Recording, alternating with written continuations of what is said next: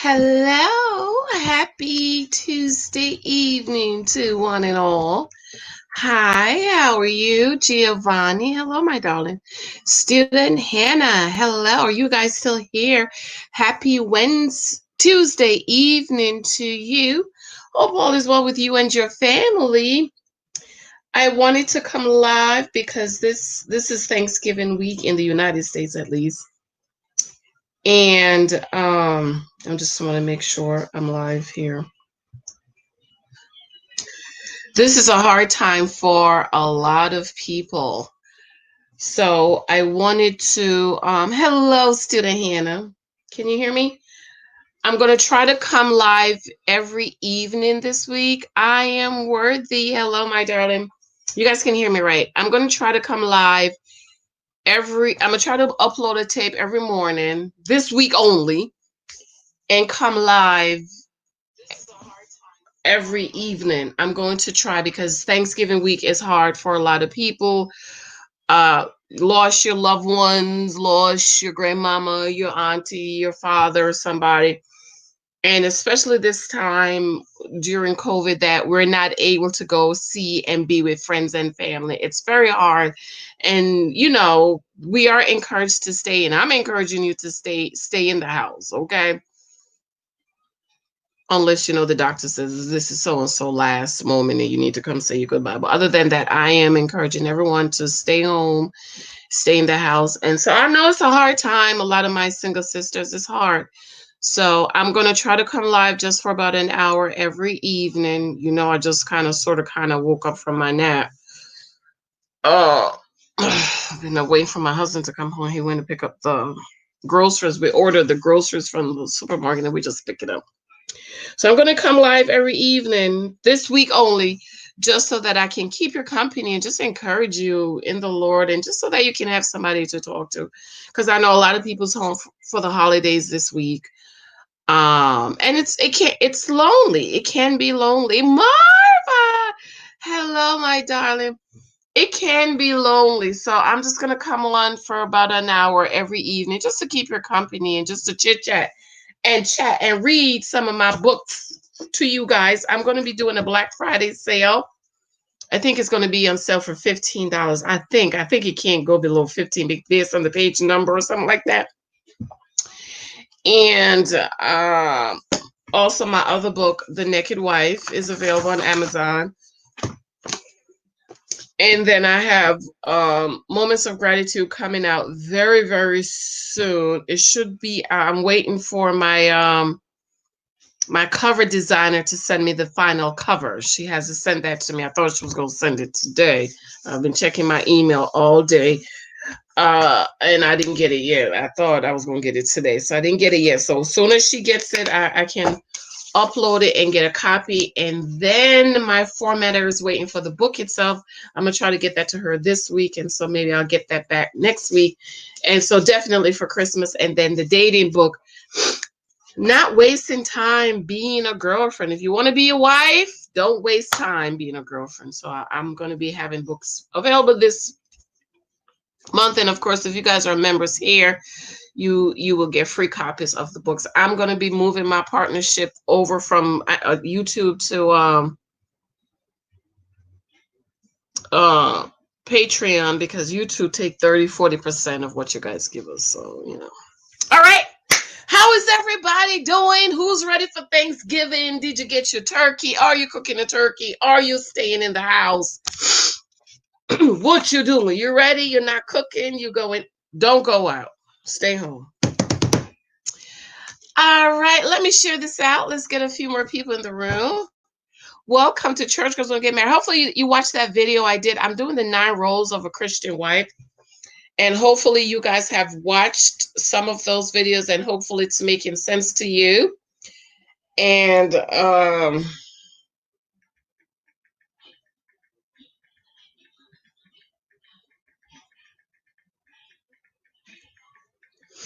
remember my other channel, I kind of stepped back from that because I had to cut something.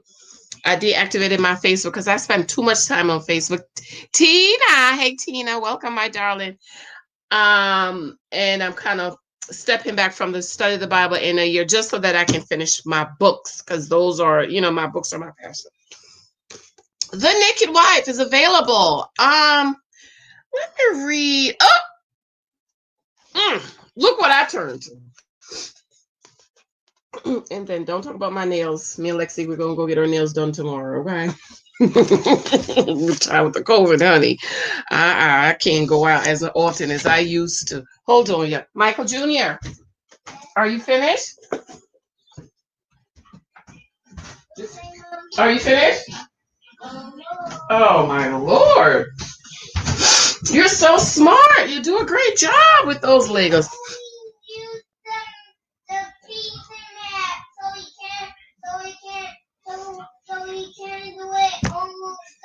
Okay, thank you. All right. Look what I opened to. Okay, ladies, 125. $1.20. She said, I divorced my husband for $1.20. No, you know that's bad. $1.20. Okay. So my single sisters, I'm going to be reading. We're just going to chit chat, hang out. It's Thanksgiving week. This is a hard week for a lot of people. Holidays are hard, okay, for a lot of people. And my single sisters, I know it's hard. So I'm going to be on here every day for about an hour. I'm not staying longer than an hour because I got to finish my other book, okay? She said in The Naked Wife, it's called A Damsel in Distress, Finance and Money is this section. She's great. She says, I divorced my husband for $1.20. What's it? Student, he's making a Lego. He loves Lego. Like every day time we go out, we have to buy him a Lego. So he does them like this. So he's telling me he's finished with his Lego. Michael, do you want to bring it here? Do you want to bring it? Okay. I divorced my husband for $1.20. Well, at least that's what he's running around telling people. And the counsel for the entirety of our marriage, he made bad financial decisions. He spends money as if we go into the backyard and pick it off trees, as if he doesn't know the value of a dollar. Now, you know what I always say. Was he like this when you were dating?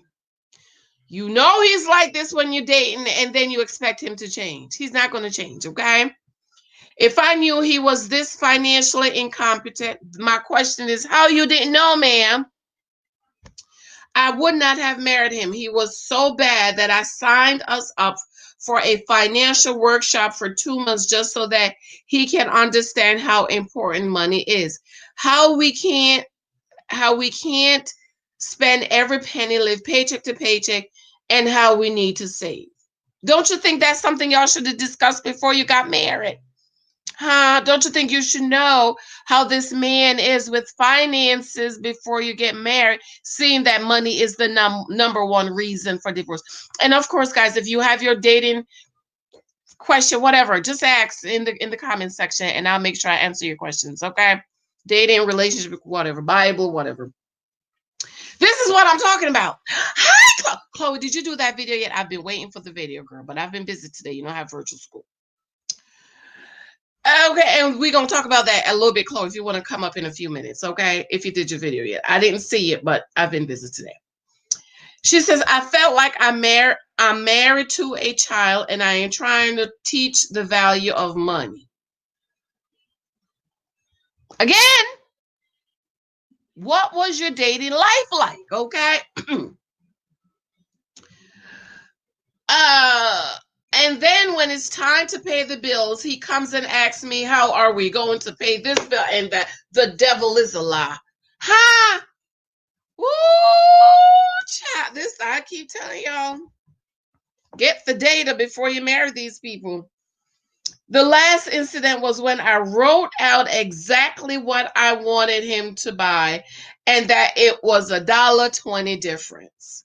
When he came home, of course, he didn't get the item that I had written down on the paper. I went off. I felt my blood pressure rising because we had just had our lights cut off because he hadn't paid the bill.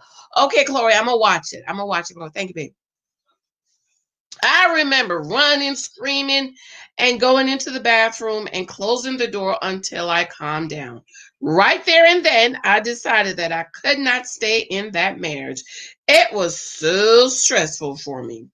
In all my years of living, even when my mom was struggling to make ends meet, we never had our lights off. We always had roof, food, lights, water, and clothes if the money was there. Even the counselor thought I was too dramatic about the $1.20, but I explained that my husband has not made one good financial decision our whole marriage, and that I just can't live with him anymore. If I stay with this man, I will end up in the poorhouse, no roof over my head or food on my table. Oh, Daddy's home. Faria. Hi, Faria. Faria bought the book. Thank you, Faria. Well, the other, both of them, right? Faria, so I'm gonna send you a free book when there's a book. When is a good time to discuss spending habits, finances? You're reading your book, The Naked Wife. Yes, Chloe. Yes. Did I owe you a book, Chloe? And for here, Chloe, I don't remember if I was supposed to send you a book, Chloe. Let me know. Just start reading the book. Girl, thank you, Faria. Okay. That's a good question you asked. When is a good time to discuss spending habits and finances? Right away. Let me get the alarm for my husband. Hold on. I got it.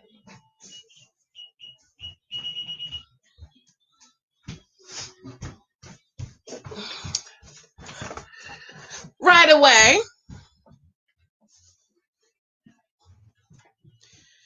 You need to know what you want in a husband. You need to have your list. And you need to date based on your list. And I always say 10 things negotiable and non-negotiable. Okay. So where can I purchase the book? I Am Miss Worthy. You can purchase it on Amazon. Go over to Amazon. I'm trying to get Amazon to advertise my book. So that's why I send everybody to Amazon. And don't forget, Chloe, did you leave me a review, Chloe, on the other book? Let me go check if you left me a review.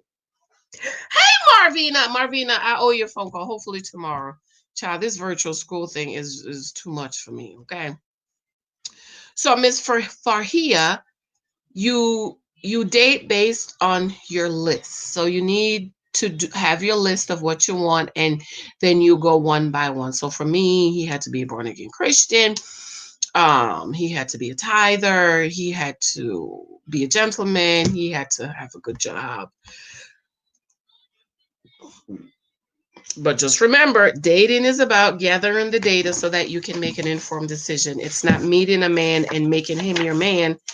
It's meeting a man and getting to know him to make sure he matches up to what you want in a husband. Okay.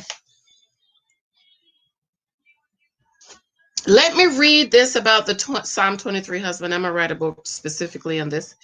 While this is only a sample of the Psalm 23 husband, aka Mr. Shepherd, as you read 23 types of guys you might meet on dating, aka gathering data, please keep the Psalm 23 husband all the way in the front of your mind, thought, dreams, hopes, and desires.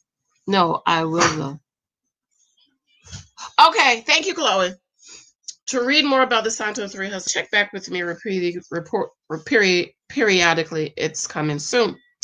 In the meantime, if you've been in the church any length of time, I am 99% sure you have memorized, read, or heard of Psalm 23. I believe it is the most popular psalm, popular and known psalm there is. What is a psalm? A psalm is a song. There is a book of Psalm in the Bible comprised of 150 psalm or songs. Additionally, there are several other psalms throughout the Bible. So what is a psalm again? Let's look at Psalm 23 from the King James Version. If you are not familiar, the bold is the psalm itself. And the regular type is my translation. Again, please remember that this is only a sample of what I have written, and more extensive versions coming soon. Paul, where have you been? It's been at least a year. Guess what I was watching? Downton Abbey. I watched the whole series in like 3 or 4 days. How are you, Paul? How's it going in Ireland? How's the COVID over there? Greetings from Ireland, my dear friend. I'm Irish, part Irish. You see, I have red hair, right? I hope you and your family are well and healthy in these uncertain times. Same for you too, Paul. How is it going over there? How are you guys doing over there? So does he really have to be a born again Christian? For me, he does, student. If you are a born again believer, you should. Oh, the Bible is very clear about only dating and married men who are born again believers. If you are born again, okay. So you have to decide, student. I don't know what is your religious persuasion, but you need to decide. You need to know that you know. You need to make up in your mind. So if you're a born again Christian and you meet somebody who's not a born again Christian and he's interested in you, what you're going to do? You're going to give him a chance or you're going to walk away. I walked away. Okay. Psalm 23 says, the Lord is my shepherd, I shall not want. Your husband is a choice, so choose wisely because he is to be your Lord, covering, leader, provider, protector, and the professor of love.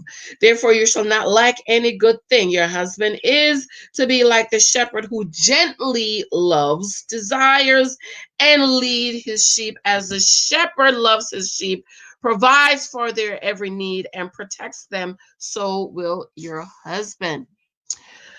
Your husband is to provide a comfortable home for you and your children. Your husband is to lead a life of peace. Thus, he will lead you in a life of peace also. In this way, your husband will set the tone and atmosphere of your home. Remember that they used to say the woman,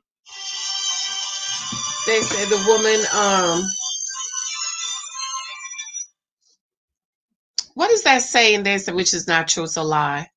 The woman set the tone of the home. Something like, it's not true. Not true. I don't care how sweet, feminine, lady like she is. If that man is abusive or angry or not doing right, as soon as he come in here, he changed the tone of the home. Okay. He makes me to lie down in green pastures. He lead me beside the still waters. Your husband is to provide a comfortable home for you. I read that. He restored my soul. He leadeth me in the path of righteousness for his name's sake. Choosing the right husband is vital because he will restore your soul, which consists of your will, your intellect, and your emotions. Your husband will lead you into the ways of the Lord, righteousness and right standing. Because God has anointed and blessed him with you as a gift, he must answer to the Lord about you. Yea, though I walk through the valley of the shadow of death, I will fear no evil, for thou art with me, thy rod and thy staff, they comfort me. Yes, you'll walk through some tough times. Life will happen, but you ain't got nothing to worry about because your husband got you. Your husband is with you, and his name, strong arms, and his bank account will comfort you. Thou preparest a table before me in the presence of my enemies. Thou anointest my head with oil, and my cup runneth over. Some guys often ask what we bring to the table. I just did that video. If you didn't watch it, okay? Your husband is to provide a table before you. Your husband is to provide all your needs, and his favor runs from your sparkling crown all the way down to your pretty little toes. Your husband is to provide so well for you that you'll be running over with all blessings. Surely goodness and mercy shall follow me all the days of my life, and I will dwell in the house of the Lord forever. You see, ladies, your husband is to be a good man. Your husband is like goodness and mercy. Therefore, he will cover you like a mama bear does her cubs. Your husband's love will overshadow you for the rest of your days, and he will have you living in the house he bought you, not his mama's basement or a shelter. Your husband will shack up with you because he values you and will marry you. Okay, princesses, I just want to share the little snap with you before we jump into 23 types of guys you might meet. The Psalm 23 husband, aka Shepherd. In mind, Keep him in mind as you read. I have a whole lot more on Psalm 23 came as a shepherd in another book. Okay. Paul says, I've been incredibly busy at the hospital for obvious reasons. I'm very well, thank you. So sorry, Paul. Just praying that the Lord will give the scientists and the doctors the wisdom they need. The vaccine is supposed to be coming out very soon. And I'm hearing the teachers are saying they should want it. Peace and love. Good night. Gotta go. Okay, Marva. Oh, Marva, you were it's Thanksgiving. All right, girl. Make that money, honey. I'm Miss Rose. Well, ladies, we ladies are doing the work to be great. We are the kingdom men. Amen. My prayer is that God will raise up some men, some fathers in the faith to teach the men. Because even the men now, you see them out here trying to teach women instead of them teaching men. I ain't gonna call no names. And I'm thinking I'm not gonna call no who's teaching these men to be good husbands.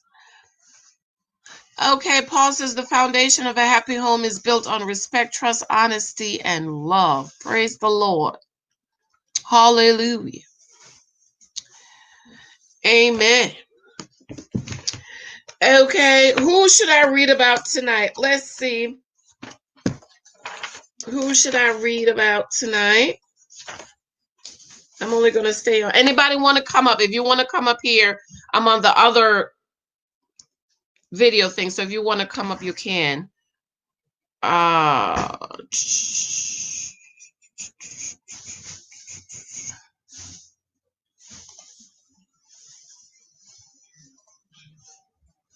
Okay. Anybody want to come up? You can. Okay. I actually like this. Okay.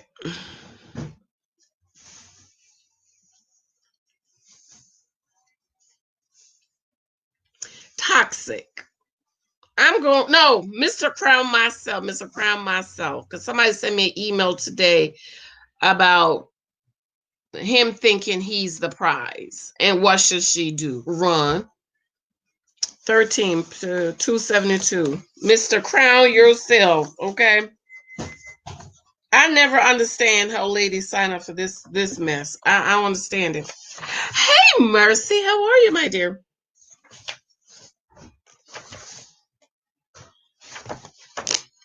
Mr. Crown myself. 272.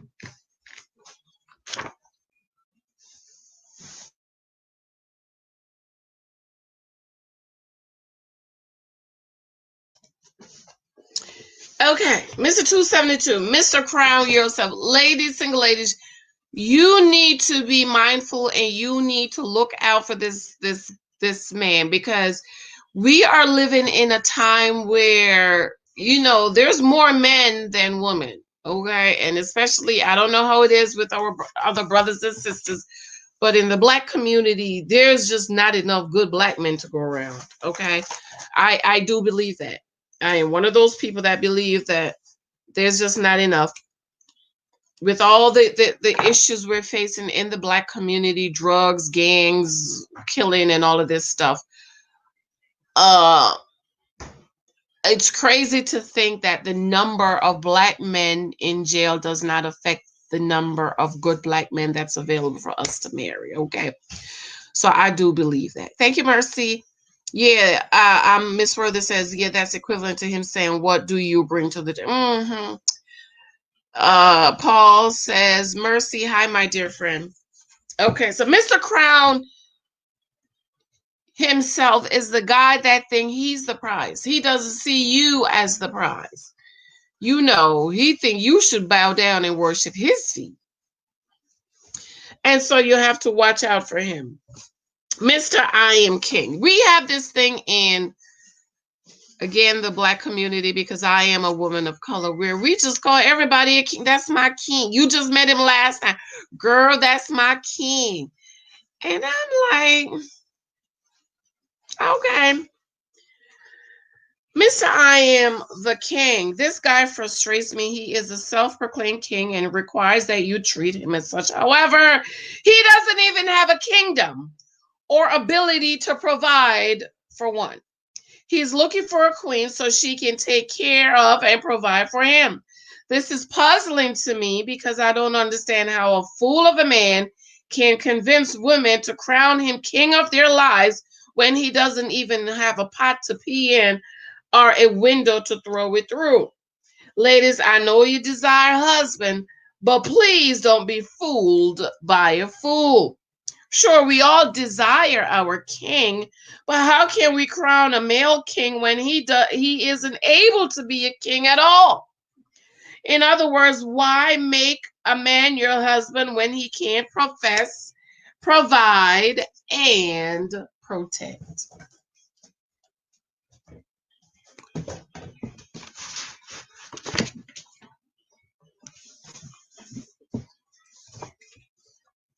Okay, Mr. I am God. His name says it all. He thinks he is a God's gift to women and he can fix all your troubles. Mr. I am God has the answers to everything. There's only one issue you need to pay close attention to. He will require your undying affection, focus, and for you to worship him. He is all about him and requires that you serve him as God Almighty. Men and women are attracted to Mr. I Am God because he comes off as safe and secure. But as you peel back the layers of his pride and ego, you will find that he is a scared little boy. Ladies, little boys belong with their moms. Don't confuse little boys with grown men. Please send him home to his mama and don't waste your time. For here, I am interested in guys abroad. I don't understand American men. Do you live in the United States for here? Where do you live? Mister, that's a woman's job. I had this guy, y'all. Mm-hmm. Misogyny is alive and well. This guy is such a hypocrite. He says housework is a woman's job and he shouldn't have to do anything around the house because he works.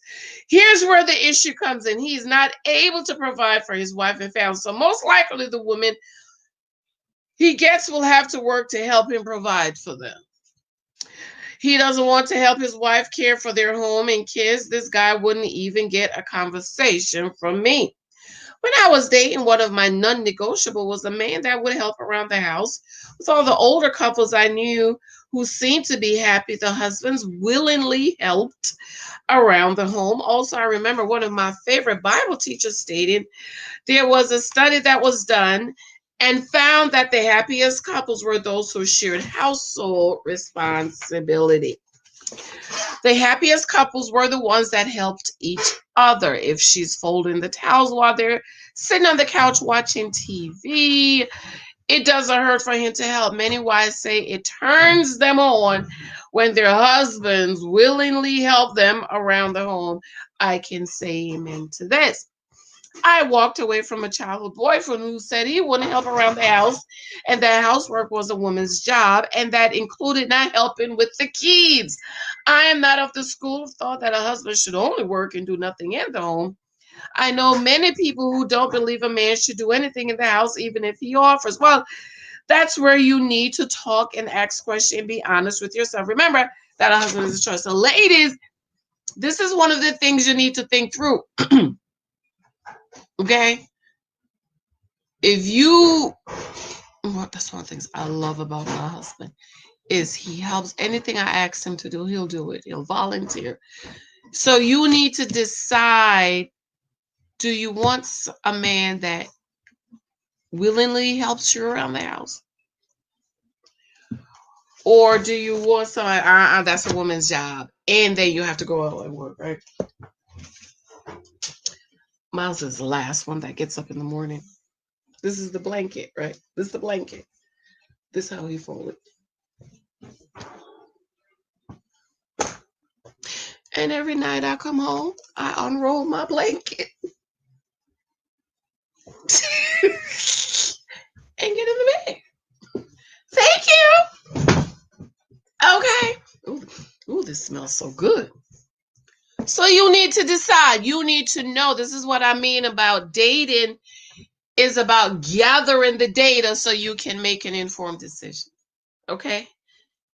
You need to decide. If you desire a husband who would help around the house, it's probably not a good idea to marry a man who doesn't believe as you do. You will have to convince him that he needs to help you around the home. Just choose a husband who doesn't mind helping around the house. Oh, I know many couples where this is a huge issue. It's unfortunate and breeds a lot of tension, resentment, and bitterness, primarily when the wife works outside of the home to help her husband provide for them. Then the whole household is left up to her. I knew one husband who wouldn't even bathe his son or dress him or change his diaper. Can you imagine? Can you imagine? Thankfully, I married a man who thinks the same way I do. He loves to cook and helps me do whatever around the house. Oh, here it is. Mr. God's gift to woman. Yes, I live in Minnesota. Oh, you live out in the Midwest. Oh, I don't know how the men are out there, girl. I don't know. Marvina said this is one mama that told her son, no, you can't move home because he quit his job to be a rapper. Oh, no. Rapper? Mm-mm. That's right, Marvina. You did right. You did right. How you gonna quit a job to be a rapper? How you gonna live? How you gonna eat? How you gonna pay the mortgage? You better work the job and rap on the side. Rap, that's your night job. I've been writing for 20 years, y'all. Over 20 years. I'm still waiting for my big break. What would I look like before I got married? Even now, go get up and quit my job because I want to be a writer. When I haven't you haven't gotten your big break. You don't quit your job till you get that million books. Let's see, I have Michelle Obama right up there, shit right there. Her book sold 2 million copies in 2 weeks. Now that's what I'm talking about. You can't quit your job. Talk about you're gonna be a rapper. How you gonna eat? You did good, Marvina. Congrats. Thank you, Mama. Paul, I honestly don't believe anyone deserves the platform of king or queen. We all are equal in the eyes of God. I totally agree with you. You know, I don't understand. That's my king. Just met him yesterday. That's my king, girl. Hey, the Shay 1806. Hello, my darling. Marvina says my husband helped around the house. I taught my son to help us like the girls did. That's right. Mr. God's Gift to Women. Oh, and then I'm going to go back over to this book. Okay. If anybody want to come up, say something, let me know. Here's the link.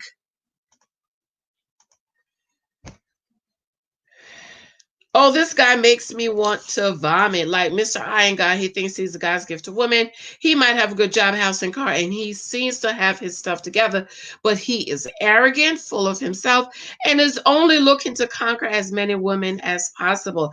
Women need to understand that this guy is only looking for cookie. He also uses his ability to fool women that he is looking for a wife. Women give up the cookie thinking they are locking him down, only to find out that Mr. God's gift to women was a pawn in the devil's hand and an arrogant and deceptive snake.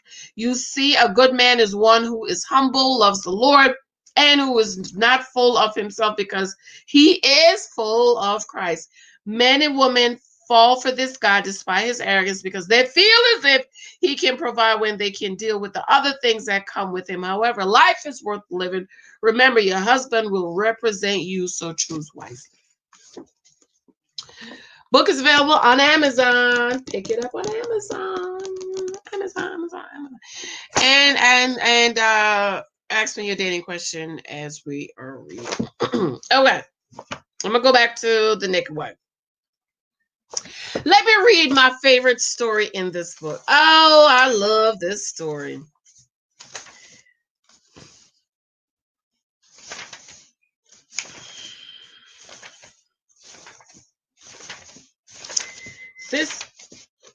This is my favorite story in this book. I love this story. 30 years, 42. 42 years marriage. Okay, Jess, thank you for your kindness, guys. Wash those hands regular, and if you leave home, then please wear a mask. Stay safe. Good night, and God. Thank you, thank you. And I'm encouraging everybody. It's Thanksgiving over here, Paul.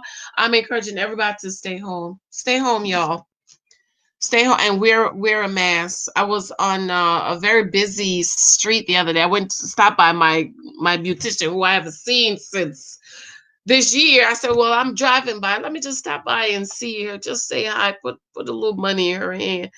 Child, people was out walking with no mask. And I look at their hand because when we're walking in our community, we don't have our mask on because there's nobody around us. Okay, if you take the kids out to walk, but we have it on our hands, so we see people come and put them. No, honey, they were on Main Street, no mask. I couldn't believe it. I just couldn't believe it. So thank you, Paul. You be safe over there. Please stay home, everybody. Yes, Shay.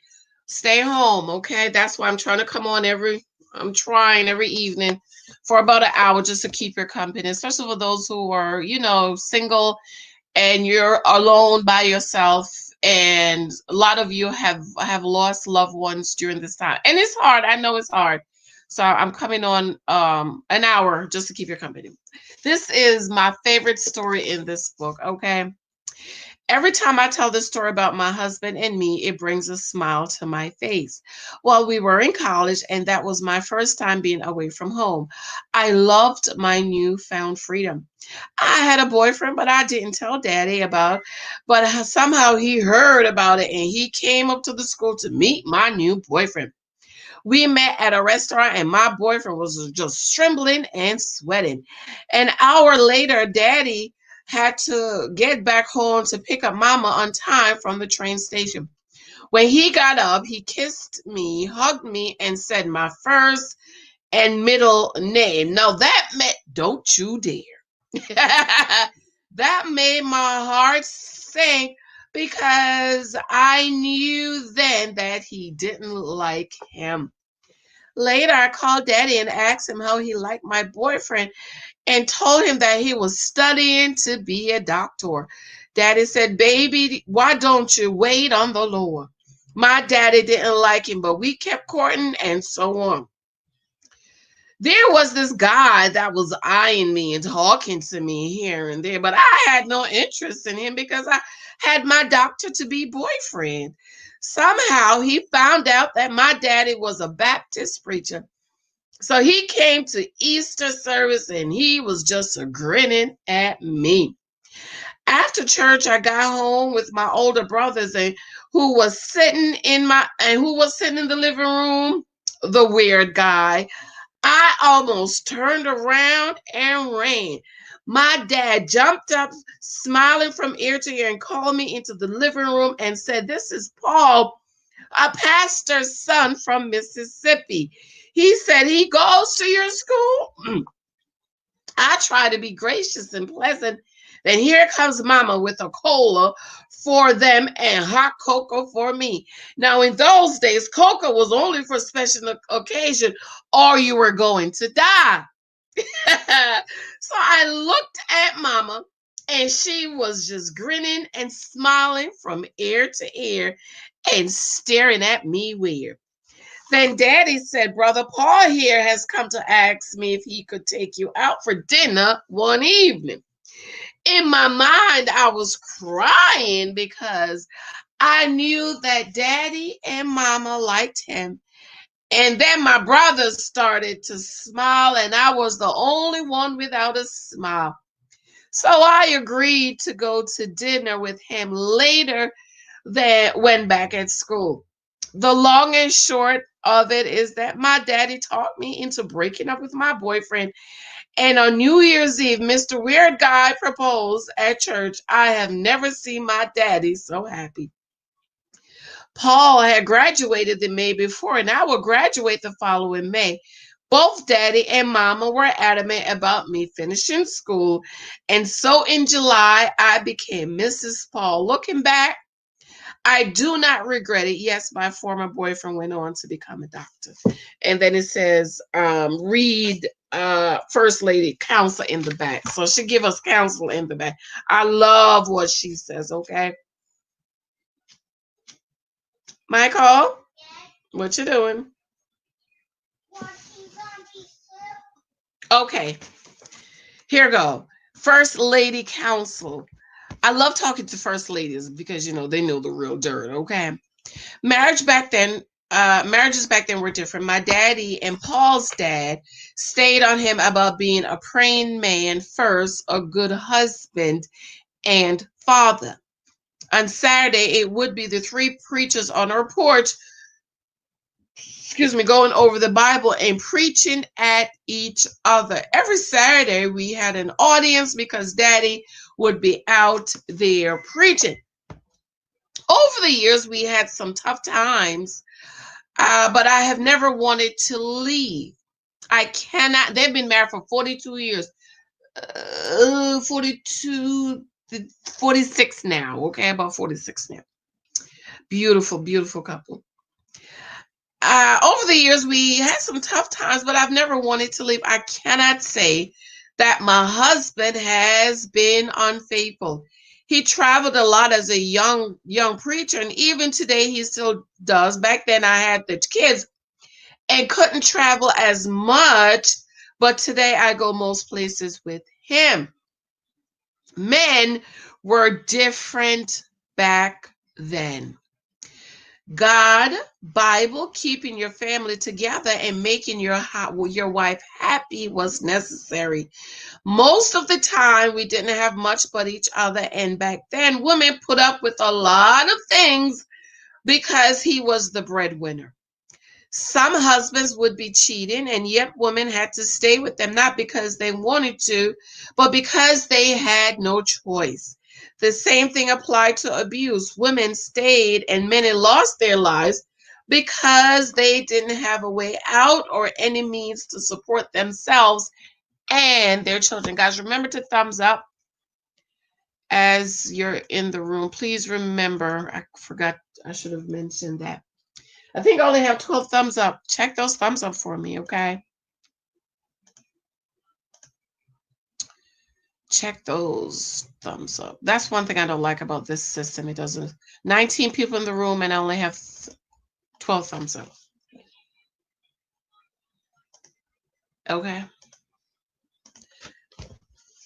Men today are different. They really are, y'all. They behave as if they have something wrong with them. She said they got something wrong with them. I see with my son and my sons-in-law.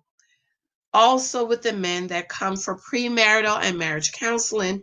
Somewhere something has happened. I don't know if it's the milk or the food, but something has happened with our men. Men today treat their wives like a new toy. They get used to it and then they want to discard them for a new one. And usually it's the wives that are fighting to save their marriages because they love their husbands and will do anything to save their marriages. I see it every day. I know that my daughter-in-law's is going through this with my daughter-in-law is going through this with my son. Even though he comes from a good Christian home, mother and father intact. We tried hard never to argue in front of our children. We raised him to get married and be faithful, but he just doesn't seem to want to grow up and be a responsible husband. I try to encourage her and tell her to hang in there and hold on and to pray for him. I will never tell her to leave or stay. That's a decision for her to make. Now, this is a pastor's wife talking about her daughter-in-law that is married to her son, okay? I want y'all to understand that. My husband has talked to Paul Jr. about him being a better husband. Love your wife, support her, be faithful, do right by her, help her with the kids, bring her flowers, etc. And my daughters, they're going through this too and are fighting to save their marriages. These men today don't want to be men. Of course, not all men are like that, but as the first lady in the church, that conducts hundreds of weddings, the common factors is that these men today don't want to grow up. They want to act like little boys with a new toy until they get used to it. It saddens me because I have one girl left to be married, and she's in her 30s and has yet to meet her husband, a suitable husband for her. Many wives come in to talk to me crying about their marriages and their husbands. It breaks my heart. As a first lady, accept abuse. I encourage wives to try and work the marriage out. I have seen many couples overcome infidelity and gone on to have a happy and lasting marriage, but it takes work. He is going to have to change his ways. Check in with her. No secrets, no secret Facebook or Instagram accounts. If you have a lock on your phone, your wife should have the password. There should be no secrets between a husband and a wife, especially if he has been unfaithful and she is willing to work to save your marriage. When husbands mess up, they should be humble about getting right. Don't expect her just to move on. Give her time and space to heal. Listen to your wife, talk to her, and understand her. Men don't take the time to talk to their wives today. We encourage both husbands and wives to get into counseling when there has been an injury to the marriage. Get into men's and women's fellowship. One thing I love about my Paul is that no matter how tired he is, he takes time every day to talk to me. And let me give you this extra little tidbit. We have been married over 40 years and our bedroom is still on fire. See, when both people care about each other and about fulfilling each other's needs, you will make it happen. I don't understand when couples come into marriage counseling and say that it's been 2 and 3 years since they've had sex. And these are young couples, not old folks like Pastor and me. How does a husband have issue with sex and not try to address it to meet the need of his wife? How do you not try everything possible to satisfy your wife? I don't understand that. What Bible are they reading that is being selfish? And these are church folks I'm talking about, not worldly people. I don't understand it. The number of wives that comes into my office to speak of a sexless life is puzzling to me. Because when my husband and I were coming out, we had so much sex that I'm surprised we don't have 50 kids. We only have 5. When God brings a man and woman together in holy matrimony, it is because they had a need that each other can fulfill. A husband is to protect his wife, provide for her, and profess his undying love. Love, treasure, and cherish her. Don't compare your wife's body to another woman's. Your wife has borne your children. A husband has to focus on his wife and seek everyday ways to put a smile on her face. At least that's what my Paul does. I remember one day I was so upset with him for what I don't remember. But what I remember is Paul going outside and pulling up some flowers out of my garden and bringing them to me. I couldn't help but burst out laughing. That is what a husband is supposed to do. Keep his wife happy, satisfied, fulfilled, and smiling. Oh, I love her. Hey, Fruitful Wife. Fruitful, I thought about you. I said, I know I've been busy working on my book, girl, but I ain't seen Fruitful Wife in a minute. How you doing, Chuck? How you been, boo? How you doing? How you doing? Give me 1 minute. Why don't you go upstairs for 5 minutes? Don't do tea right now. Let me finish some food. Then we come down so we can see.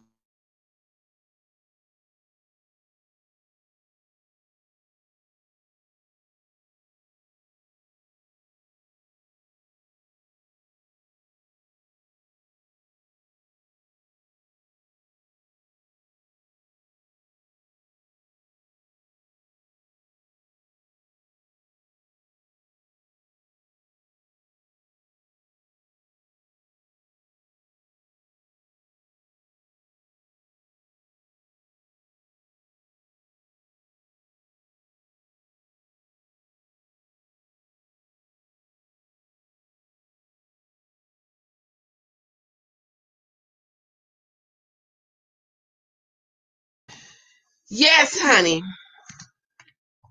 First lady been married over 40 years. She said something's wrong with the men today. And you heard what she said about her sons. And her sons-in-law, she said, she don't know if it's the food or the milk or something. And this is why I encourage my sisters, my single sisters, to choose your husband wisely. Don't do it based out of emotions. Once there's mutual interest, right? There's a mutual interest. You find him attractive, he finds you attractive, you're interested, he's interested. Lock it up, put it away. Watch my 9 roles of a Christian wife. I did the one this morning about how to rest in him. You can't rest if you don't respect him, you don't trust him, you don't admire him, you don't need him. You're not going to rest in him, okay? Thank you, babe. Thank you. Before I probably get to make that Thanksgiving dinner. Okay. So you have to rest in him. And I encourage my single sisters, choose wisely. Because this is supposed to be forever. You know, life happens, things happen, but God's intention is forever. So when you're choosing your mate, that's why I couldn't do Married at First Sight. Because what if it don't work out, girl? What if it don't work out? You know, what if you're getting married for papers? Oh, I should read. I have 10 more minutes. I should read that one.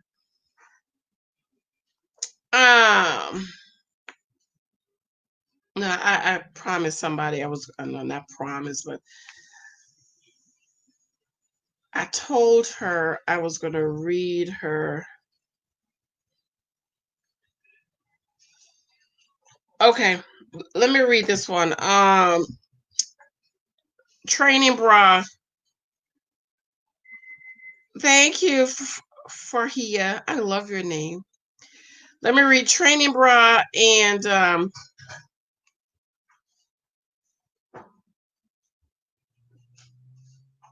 let me read this one. The day I stopped loving him, girl. I need to check in on her too. I haven't spoken to her in a minute. I remember, this is from The Naked Wife. I remember the day I ceased to love my husband. November 17th in a snowstorm. She remembered the day. I had just given birth to our twins. All through the pregnancy, I insisted that he take the baby's car seats to the police or the fire station so that they can help him put them in. He refused and insisted that he could do it. Well, came the day when I was supposed to go home with my twins after staying 5 days in the hospital. The twins and I were standing outside in the cold, sleet, and snow because the car seat wasn't right.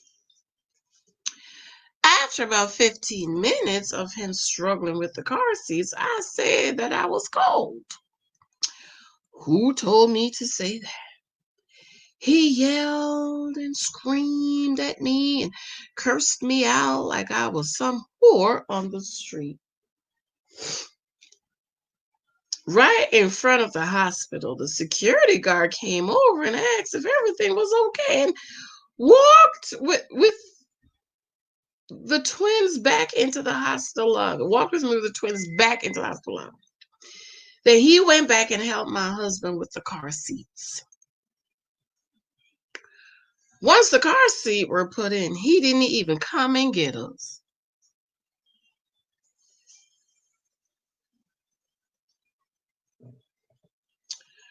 The security guard did and asked if I was okay and did I feel safe to go home with him. I told him yes, that my mother was home and we would be okay. All the way home, I cried. And I do not cry easily, but he hurt me. I had just given birth to his children. They had to cut me open. I spent 5 days in the hospital, and this was the way he treated me. When I got home, I was glad to see my mom, who asked me why I was crying. I told her I was tired, and she took the twins out. That night, I grabbed my pillow and held it so close to me as if I was holding my husband. At that moment, my heart stopped beating for him. That day, my heart closed and left, and it will never open again for him. Oh, my body's still here, living under the same roof for my children's sake. But 5 years later, my heart is still gone, and there is no opening for him to re-enter. But you know what? He don't just start talking to you like that.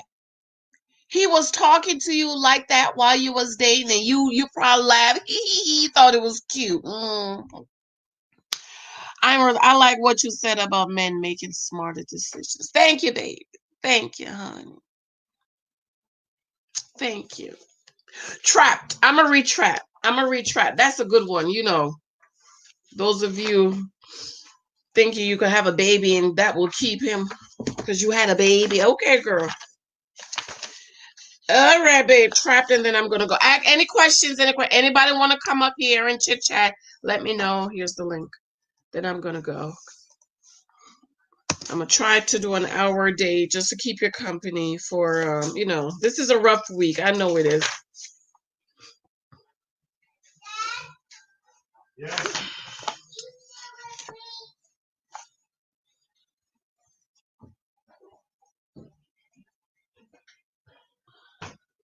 What'd you say, Paul?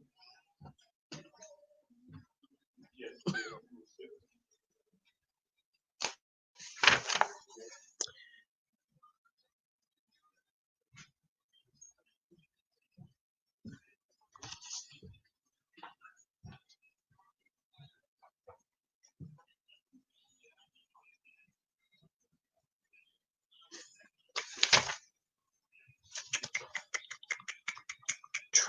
Trapped.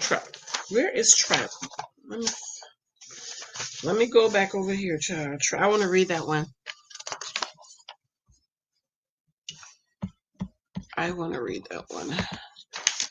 And if you ask a question didn't answer, let me know, because what I notice is sometimes all the questions don't show up.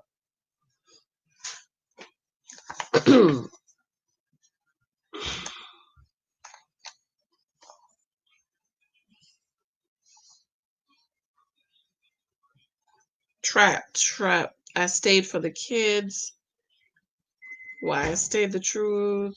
Conflict doubled the perfect. Good name strangers. I stopped loving him. Cost of marriage. Dear husband. Trapped by the trapper. Here we go. 122. Listen, I want y'all to listen to this now. Trapped by the trapper. I trapped him by getting pregnant, and now I feel trapped because I know he's not happy. And about his extracurricular activities, I'm not sure if I fell in love with a person or with the title of a doctor. I wanted to make my parents proud because I married a doctor. I know he didn't love me or want to marry me, and so I got pregnant because I knew his story. I thought that was powerful. Ooh, child, when she said that, I said, wait a minute now. Wait, she said, girl, I knew his story. He was raised in a single mother home and vowed that his children wouldn't be raised like that. So I got pregnant. And it took him 8 months to marry me, but when I gave birth to our son, I was a married woman.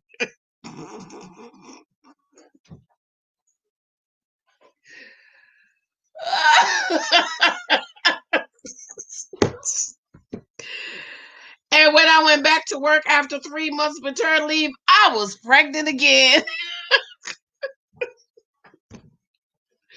3 babies later, I knew that he can't stand me. I know he can't stand me. When he's home, he spent all of his time with the children. If I don't say anything to him, he doesn't speak. Sometimes I want him to love me, want me, desire me, but 3 babies later, he still doesn't love me. At times, I feel trapped and I realize that I deserve better. I deserve to be loved. Too late, girl. So we are living in this big house that he finally put us in. The kids and I live upstairs, and when he does come home, he stays downstairs in the guest room. When he puts the kids to bed and heads out, I already know what time it is. She said, girl, I know what time it is. But you know what? Who cares? We are married.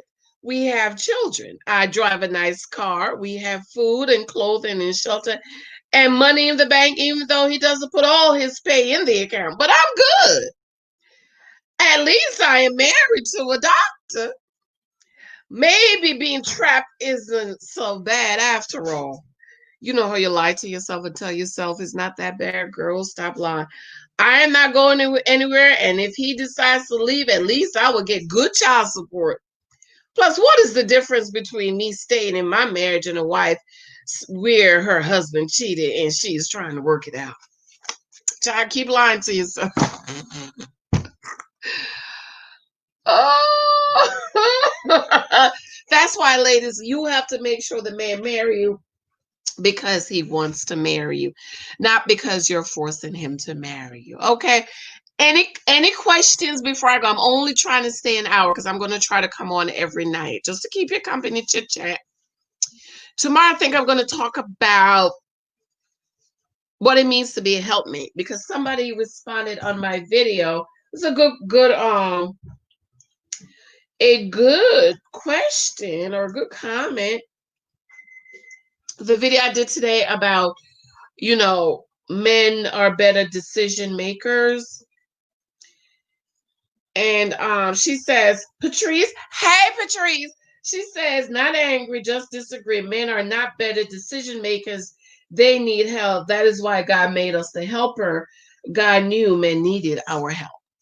Okay. So tomorrow, I think I'm going to talk about what it means to be a helpmate. What does that mean? Okay. And that's a good statement she made. Because does it mean, and I'm going to respond later, does it mean because we are their helpers, does that mean they're not better decision makers? They're better decision makers because God created them to be calculated, deliberate. They are the protectors and the providers and professor of love. And so they have a lot of responsibility on them. This is why, my single sisters, you got to be careful who you marry. Because when God comes, he not come to Eve, baby. He didn't come to Eve. He came to Adam. Adam, where you at? Where you at? Adam, where are you? This is why, ladies, you marry a man you can submit to come under. Because when God comes to the house and knock on the door, guess we not gonna say Janice. He gonna call your husband. This way, you got married the right man. Yeah, girl, only an hour. I'm just coming on an hour because it's the holiday and a lot of people have lost loved ones, and we can't go nowhere this year. So I'm trying to keep company. For here, how to utilize my time best in dating, how to be efficient. Okay, you bought the book, right? The Date 23 Times a Guy. It goes back to knowing what you want. If you know that you know that you know that you want, make your list of 10 things. I mentioned that in the book.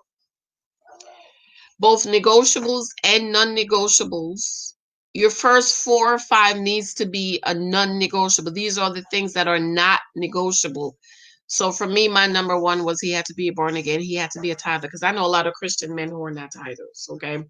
I'm not dealing with that because tithing is very important to me. And I am where I am because I am a tither. Number three was he had to be a gentleman. I love a man who is like a gentleman. And if he's not a gentleman, I'm not going to teach him to be a gentleman because I've never been a gentleman. So how can I teach a man to be a gentleman if he's not a gentleman?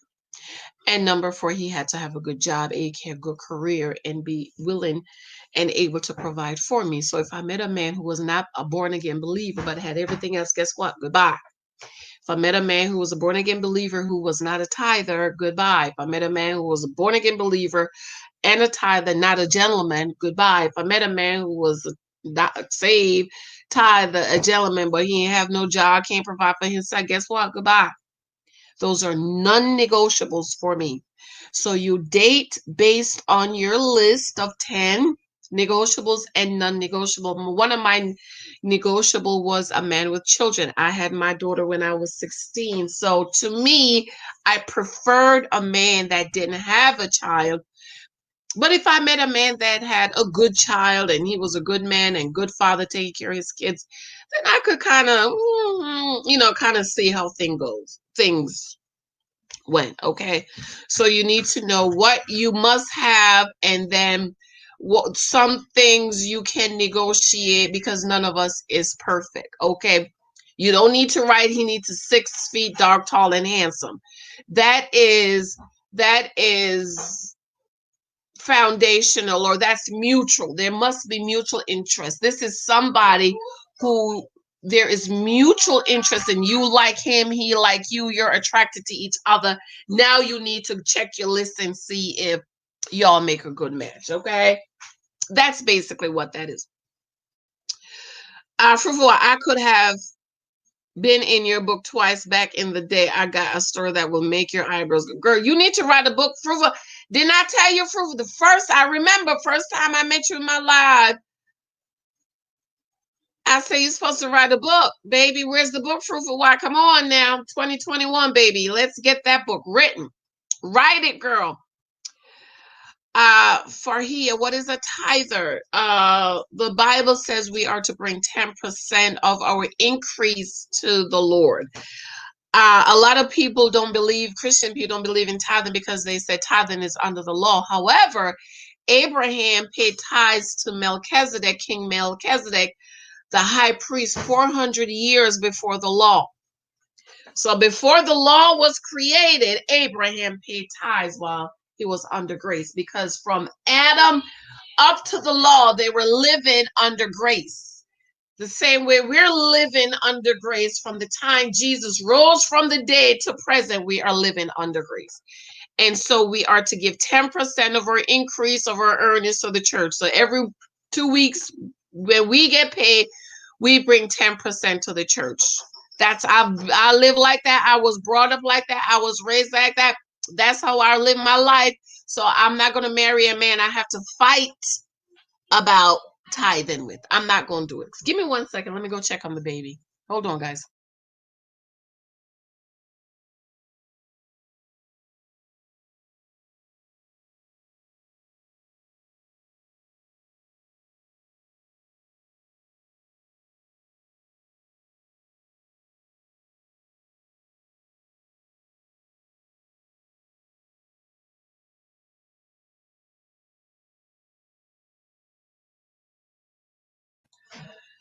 Okay. So your list, my single sisters, family, Sela is on. We gotta go over Sela. We'll do a Sela, what is it we call when we all go over on her channel in a minute. Don't let me forget. Let me go over there right now. Sela. I don't want to forget because I've been missing her the past couple of nights. Sela channel. So we'll all go over there when I'm done over here. Okay. So ladies, single ladies and brothers, I don't say any brothers, you make your list based on how you want to live your life. Okay? It's based on how you're going to live your life. So, for example, my husband had to be born again. We read the Bible. We believe the Bible. Sunday mornings we go to church. Maybe one or two. We might wake up and be like, oh, not today, not today, not today, not today. Okay. We get married at the church. We believe in premarital counseling. When we have our babies, we bring the babies down to the church, give the pastor the pastor bless the baby. Okay, we raise our children for Christ. We live according to the scriptures in context. Okay, there's a book in here of a Christian girl that married somebody of another faith. Don't do it. Okay, so you have to decide how important your faith is to you. Okay. I won't fight with nobody about we gonna pay tithes. I know a lot of Christian women who marry heathens who they can't pay tithes. They got to be sneaking money. I tell you, you're not gonna be blessed like that. Okay. So you have to decide. Marvina, Fruitful White, I know what you mean, girl. Write the books. Okay. Miss Worthy, how long did you collect data? So we met November. He claimed he was gonna call me, girl. It took him a whole month to call me. Then when he called me a month later, he wouldn't take me out that night. I said, I'm busy. He said, tomorrow, can I take you out tomorrow? I said, no, I have a date. He said, how about Saturday? I said, no, I got plans. He said, how about Sunday? We can go to brunch. I said, I got plans. He said, Mo, how about Monday? I said, okay, fine. I said, wait, let me check my calendar. I said, okay. Okay. So in January,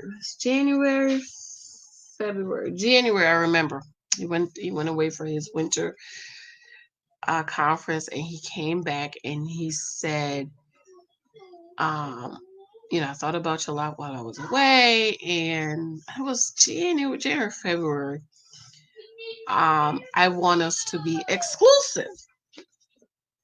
I said, oh, I don't believe in exclusivity. I don't do boyfriends. He said, uh-oh. I said, I don't believe it. He said, well, can I meet your dad and talk to your father? I was like, you sure? He was like, okay. Met my dad, talk to my dad. So I remember him asking me, what is it? What do you want? Right. And I gave him just a generic list, ladies. Have your generic list. Don't tell him exactly what you want. Because what a lot of men do is try to become what you say you want. Just give him generic. Child, I want to be saved, love God, child, stuff like that. So we dated. He claimed he was only dating me. I was dating him and other guys, because dating is about gathering data. Okay, you don't meet him and declare he is the one. Okay, it's all about gathering data. You're not having sex. You're not living with nobody. You're not making no babies. You just getting to know him. So, he just kept on telling me I'm serious. And I remember him saying, I want you to meet my frat brother. He's brought me his mother, his dad, his frat brothers. And then he had this event in New York, April 19th, I remember. Met his frat brothers, and that night he told me he loved me. So I was like, he said, I love you. I said, thank you. Because I was done getting the data. I wasn't finished. So we kept talking, and after I finished getting all my data, getting all the information I needed, I let him meet my daughter. See, another thing, y'all. Stop letting all these men meet your kids. Okay, every week they're meeting a new uncle. Don't stop telling them that's their uncle. Don't let them meet.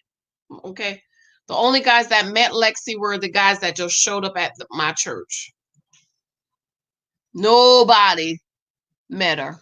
One guy who flew from out of state to meet me met her, because it was like a weekend. He came to church with us, but other than that, nobody else met her. My husband's the only one that met Lexi, because I don't believe in letting all these type of different men meet my child when I don't know if I'm gonna marry you. Met Lexi May, June. And I remember about July, my dad was like, all right, now you need to, you need to say goodbye to everybody else. So I think it was like June, July. I just said, okay, this is it. He's it, right? So he said when he came back from his conference, he had a summer conference, busy in July in the summer. We're gonna go ring shop. That's when I said, well, okay then. He said when we come back, we're gonna go ring shopping. And he told me, he said, while he was away, he said, start looking for a house. So that's when I was like, okay, say goodbye to everybody else. But I'm talking about June, July, girl, I was open. And he proposed my birthday, October. And then we got married the following May. And it's been almost 8 years. Yeah. But the purpose of collecting data is to make sure you guys have things in common and you're going in the same direction. Okay? Don't get emotionally involved. Don't get emotionally invested. I'm true. Hey, dear, how are you? I'm true to me. I love that. Oh, that's good. Generic. Yeah. I find when you tell men exactly what you want, they try to become it. Your generic, your list is just for you and me. I could help you with your list. The generic list is, oh, I wanted somebody say, you know, if he, somebody say, or you say, well, what do you think I'm looking for? What do you think I need? And then, let him run it down and see where his head is. Okay. So your timeline was about 7 months. Did y'all talk every day? Yeah, 7, 8 months. Yeah, like yeah, because he would text or call in the mornings, and I wouldn't talk to him again for the rest of the day because my husband is business. He's busy. He might send me a text in the day. Hey, how are you? Just checking in. Da, da, da. And he would call when he gets home in the evenings. But I don't believe in staying on the phone long. 5 minutes, 10 minutes. That's it. Because I need him to. You just give him a chip, y'all. Give him a chip, honey. If he wants the bag, he needs to take you out or make time for you, okay? But I wasn't always available every time he called, and even as a married woman, even as a married woman, I answer the phone, before COVID and all, because since COVID would be home. He would text, hey, how's your day going? I would ignore him. Then he'll call, hey, how you doing? You all right? Okay, you just have to, it's a game. Okay. But Miss Worthy, the thing about is he was interested, okay? And he had already made his decision about me. He was like, that's it.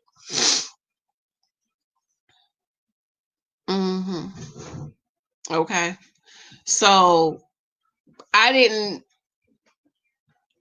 have to run him down, beg him, why you ain't calling me, he wanted to take me out every day. Or first date Monday, before we got to, he was, can I take you out again tomorrow? I said, no, I'm busy. He said, how about Wednesday? I said, okay.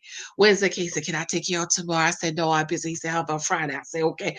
Friday, he was like, can I take you out tomorrow? I have to fly out Sunday. I said, well, okay. We went to breakfast that day, and then Sunday he called. I want to come by and give you a hug, and I'm gonna stop. This is how I knew he was a tither, y'all. That's how I knew. He said, I'm gonna stop by. My car is coming to pick me up. I'm gonna stop by the church to drop my tithes off, and then I want to come give you a hug. And he brought me some flowers. That's how I knew he was a tither. See, that's why you have to have your list, because sometimes it's not you drilling and give him the fifth degree. It's you having an open ear to know what to listen for. I was like, oh, shit. Believer. I knew he was a believer the night we met. Check. He was a gentleman. I knew that the night we met. Check. Had a great job the night we met. Check. 3 things in one night. Never been married, no kids. Okay. So this is why I tell my sisters, have your list. Okay, next year I'm gonna do the book on my complete list. I don't like to give my complete list because then people make their list after my list, and I'm like, no, you have to really sit down and think about what you want for you and your life and make your list about that. But remember, your list is about how you're going to live. Okay.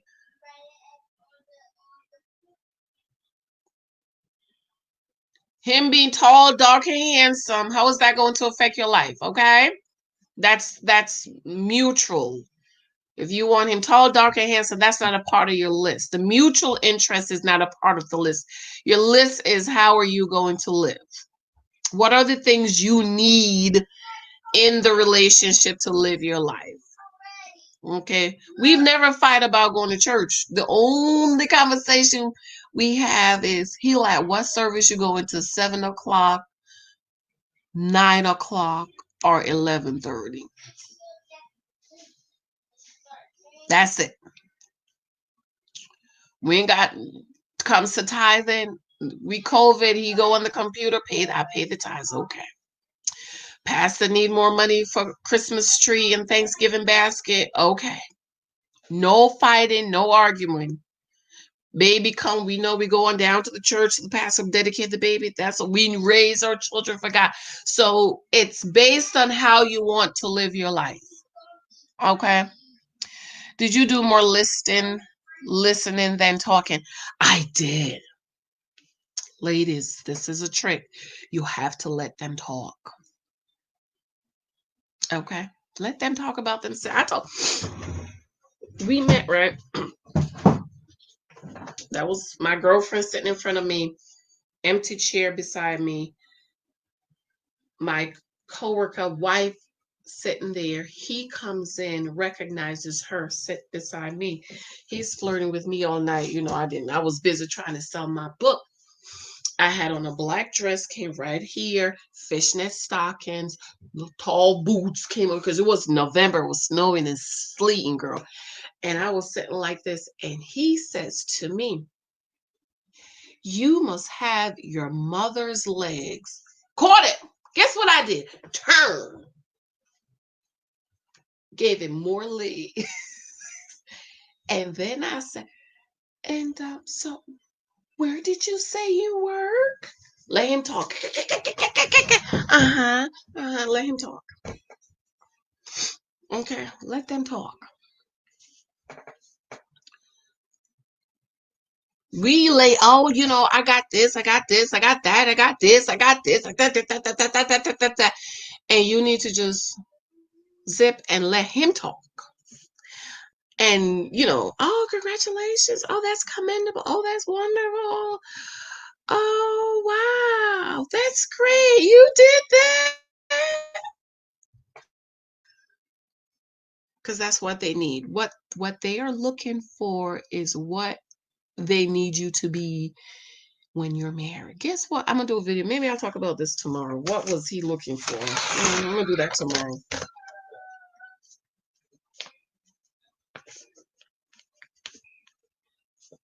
I'll do that tomorrow. You let him talk. They're trying to figure out,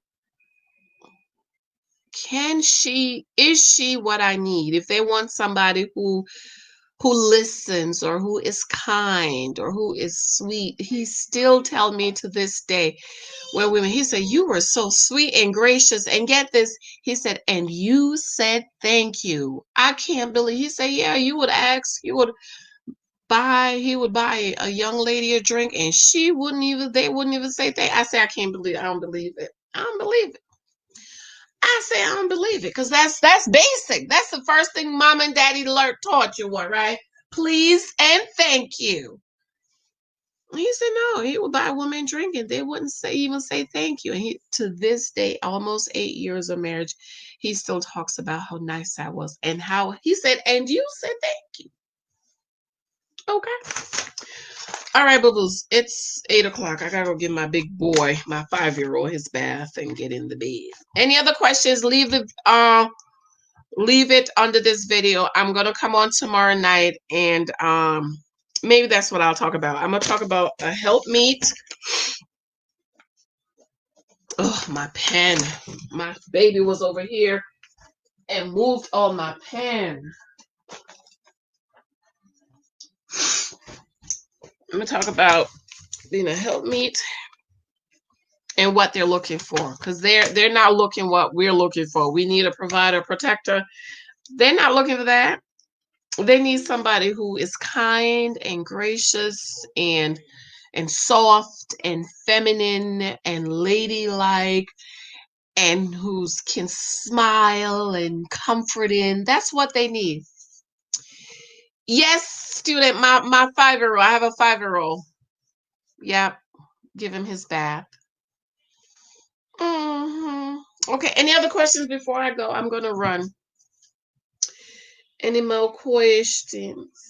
Make sure you ladies watch my video on the 9 roles of a wife. Okay, 9 roles of a wife. It's actually 10, but we're just gonna leave it at 9.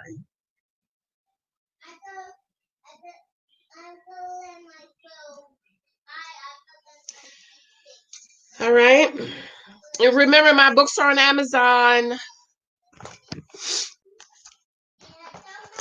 The Naked Wife and 23 Times the Guys You Might Meet and In Christ I Am, and my other books are coming soon. It's a journal and it's a book of my journal entries. So I'm encouraging people to write in your journal, because right now, you just post everything on Facebook and Instagram and you don't have anything to go back to. Okay. This is full of my journal entries. When I wake up in the morning, spending time with the Lord, just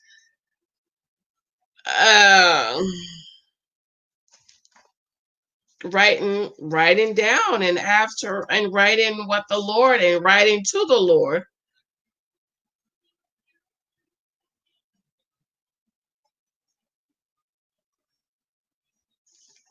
Okay.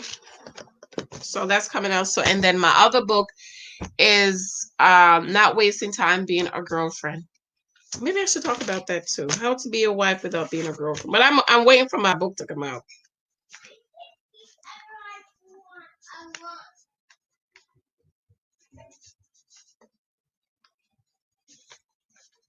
All right, boobs. I love you. I will see y'all tomorrow. Remember, we're staying in. We're not going out. Okay. I know some people you live alone, but that's why this week I'm coming on every night. Let's go over to Sela. Let's do a Sela what is it you call when everybody goes over there? Here's her link. Let's go over to Sela. What is it called?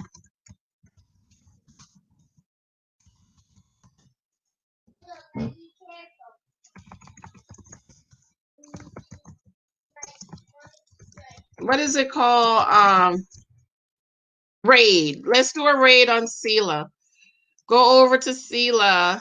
Say hi. There's her link. I hope you guys can see that. Do a raid. Say Janice raid, okay? Janice raid at Sela.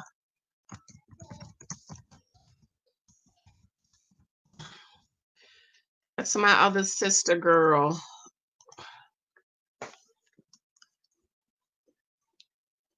I'm watching to see if you guys are coming over. Is she still on? Yes.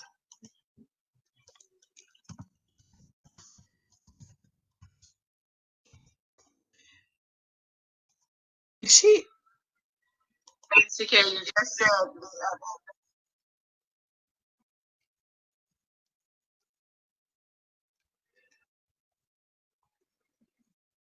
Go on over to Sela, guys. Can you see that? Go on over and say Janice Raid.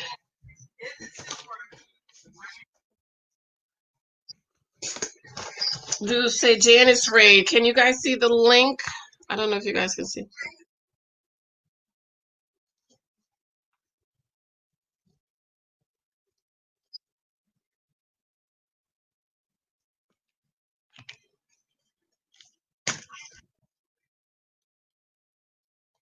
Are you guys seeing the link? Can you go over to Sela?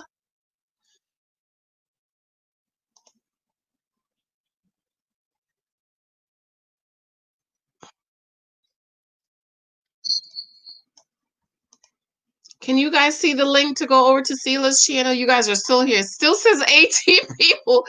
Go over to Sela channel. Can y'all see that channel? 19 people. Go on over to Sela, guys. Let's go over to Sela. There's the link.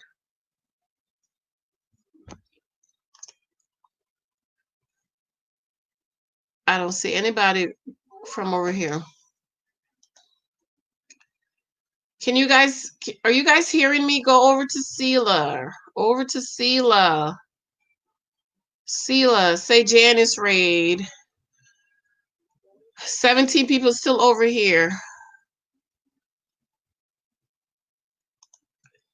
Go on over to see.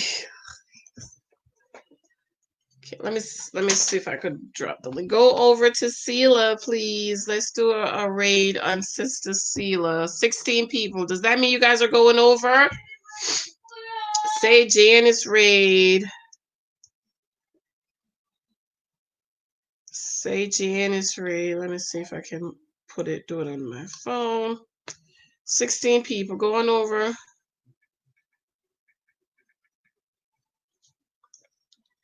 Can you guys, let me see. Is anybody over here? No, I'm not seeing anybody.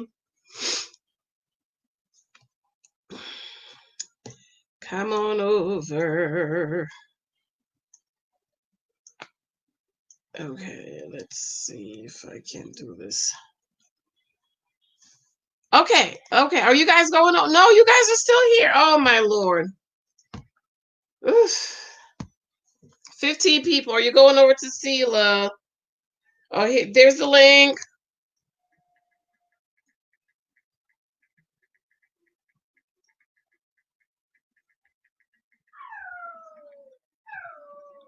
There's the links. Go over to Sela and say.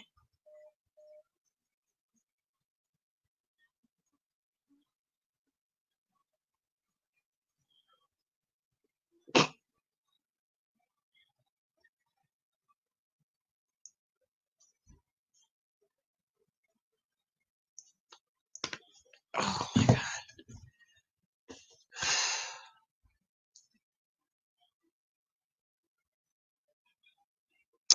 Okay, I'm going to jump off because go over to Sela. Over to Sela. Over to Sela. Let me see. Can you hear me? Over to Sela. Are you guys hearing me? Go over to Sela. Okay.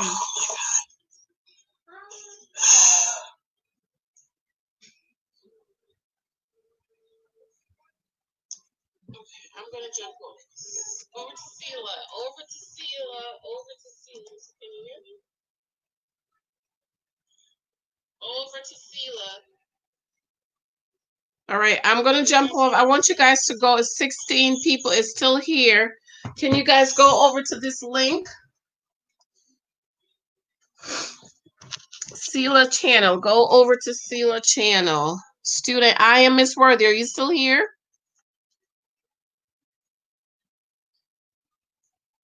14 people. Okay, does that mean you guys are going over to Sela? Go over to Sela and say Janice Raid, okay?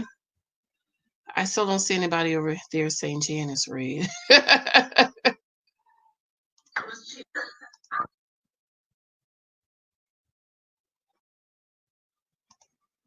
Okay, I'm gonna jump off.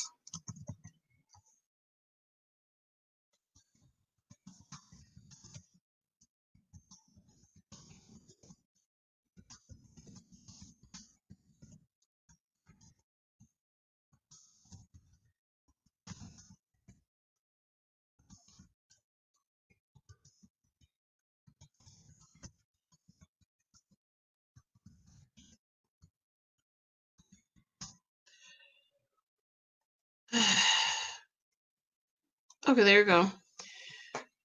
Okay, 11 people. Are you guys going over? I don't see anything that says Janice Raid over here. Nope. Okay. Wait. Hi, Pamela. Where can we get your book? You can get the book on Amazon. I can't drop the link because the link is too long, so it won't take it. Amazon. My books are on Amazon at search my name, Janice Hilton Thompson. My books are 23 types of guys you, excuse me, might meet. It says on social media, but I'm going to change that. And the naked wife. Okay. Are you guys going over to Sela and St. James or nope? I don't see nobody over here at St. James Free. Nope, nope, nope. Okay. All right.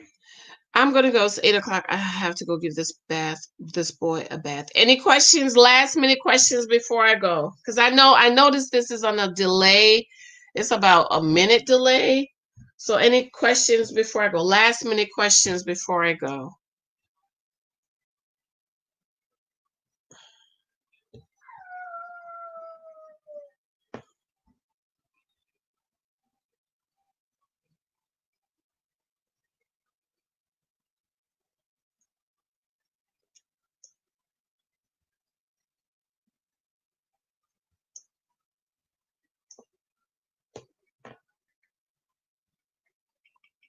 And I have to do homework. All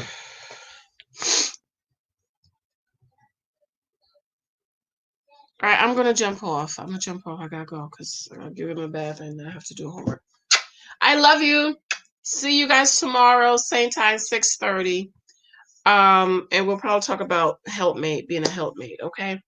Have a good day. Be safe. Remember, we are staying in for Thanksgiving this holiday season. I know it's hard. I can imagine it's hard because I like to stay in anyways. And difficult, but I want you guys to remember that we have to make the sacrifices now for the future. All right. I love you. I'm gonna run.